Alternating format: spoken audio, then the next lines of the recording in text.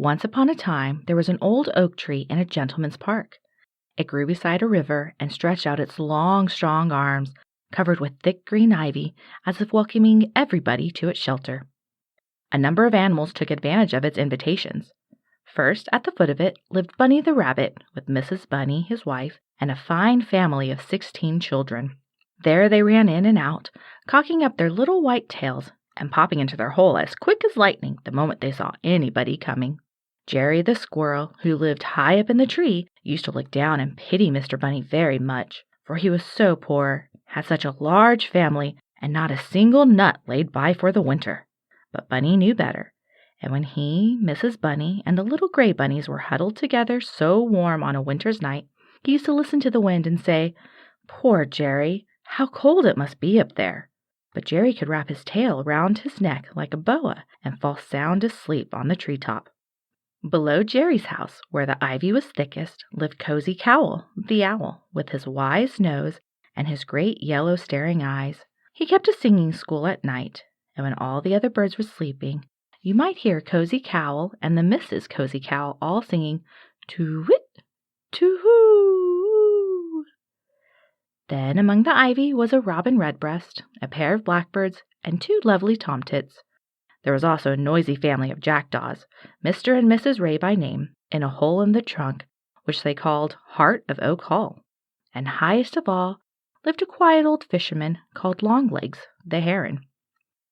Most peaceably they all lived together, always polite and neighborly. They sang their best songs, and the squire used to look up and say, "Ah, there is no tree so full of music as the old oak." One day a pair of newcomers came to the old oak tree and began to settle themselves and build their nest. Mr. and Mrs. Jay, for that was their name, were the most beautiful birds, with crests on their heads and pretty blue feathers on their wings. But their voices were loud and sharp, and they seemed to be always scolding. They were full of curiosity about their neighbors, and peeped into everybody's house. "Why do you live down there, Mr. Bunny?" said Mrs. Jay. "I'm sure your house must be damp and unhealthy for the children." Then they attacked Cozy Cowl.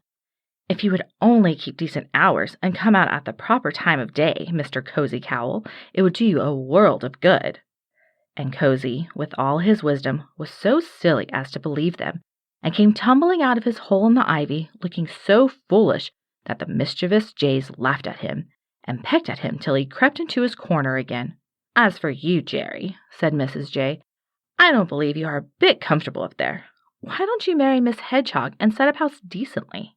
And so these 2 naughty birds made everybody uncomfortable, and taught those who had been contented before to despise their own houses and lonely life, till at last, instead of sweet songs, there was nothing but complaints and noises, and loudest of all, the sharp, harsh cries of Mr. and Mrs. Jay were heard from the tree.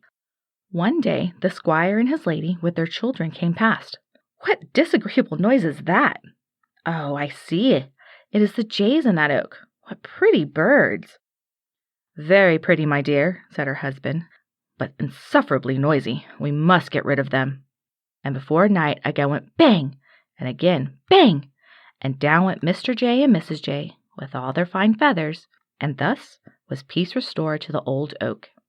About this time, Jerry, who was a great favorite with everybody, took to himself a nice little wife, and, in honor of the event, Mr. and Mrs. Cozy Cowl determined to give a grand tea party.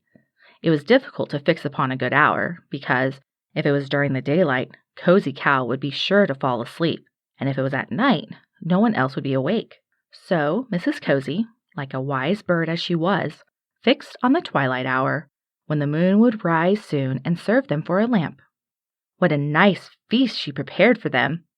The best of nuts and acorns for Jerry and his wee wife, beautiful dandelions for the bunny family, pretty speckled trout for Longlegs the heron, grubs and grains for the jackdaws, and lovely fat worms for the blackbird and robin redbreast. Well, for Cozy himself, she got the very thing in the world he liked best, a particularly nasty dead mouse. Altogether, there never was such a merry party in the old oak tree. They sat a long time talking of many things, and at last they began to talk about their great neighbors in the big house hard by. "The squire's gardener is the best of men," said Robin Redbreast. He has been digging up worms for me since 6 o'clock this morning." "But what do you think of the lady herself?" said Bunny. "I heard her order him to fill the flower beds with carnations, my own favorite food." And the 16 little bunnies cocked up their long ears at the thought. "I know," said the blackbird. "The squire's cherries are the best in the country. I am so much obliged to him." "Yes," said the jackdaw, "and the people have put up the telegraph wires for us to sit upon." "My friends," said Cozy, "you know nothing about it. I fly about by night, and know more than you do.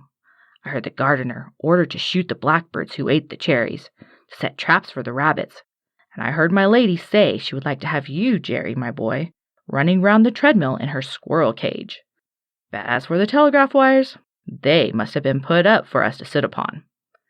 At this point, Mrs. Cozy volunteered a song, on which all the birds said good night in a desperate hurry. Now, the jackdaws were not pleasant birds to have for neighbors. They were always grubbing and pecking in Heart of Oak Hall, till they made the hole too large to be good for the tree. Then the river that flowed beside it worked away among its roots and loosened it. So one day the squire, as he came past, said, "That tree must be cut down."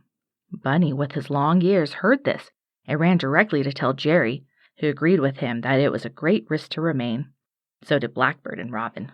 The water rat recommended a nice clean lodging to the bunnies. Jerry and his wife betook themselves to the horse-chestnut tree, whilst Cozy Cowl and all the little cozies just waited till it was dark enough for them to see, and then they too flew away to another shelter. But the jackdaws would not be warned.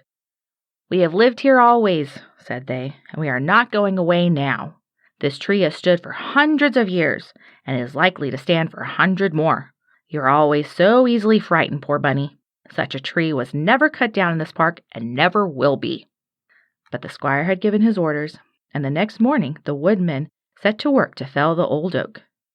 The jackdaws then began to think there might be some truth in Jerry's report.